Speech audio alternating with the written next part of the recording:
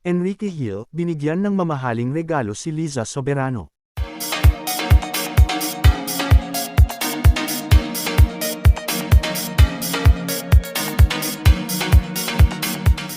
Usap-usapan ngayon ang ginawang espesyal ni Enrique Hill para kay Liza Soberano matapos umano niyang bigyan ng mamahaling regalo ang aktres. Bagamat hindi isiniwalat ang eksaktong halaga, sinasabing isa itong engranding sorpresa na talagang pinaghandaan ng aktor. Ibinigay umano ni Enrique ang regalo bilang tanda ng kanyang pagmamahal at pagpapahalaga kay Liza. Labis namang natuwa ang aktres sa natanggap at hindi napigil ang ipahayag ang kanyang pasasalamat. Maraming tagahanga ang kinilig at humanga sa effort na ipinakita ni Enrique.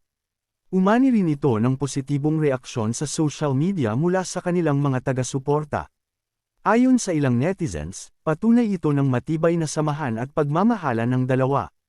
Sa kabila ng kanilang abalang schedule, nagagawa pa rin ni Enrique na maglaan ng oras para mapasaya si Liza.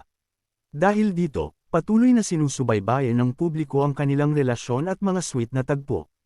Marami ang umaasang magpapatuloy ang kanilang magandang samahan sa hinaharap. And this are chika for today mga ka-showbiz, sana nag-enjoy kayo. Don't forget to like, share, subscribe and click the notification bell for more updates.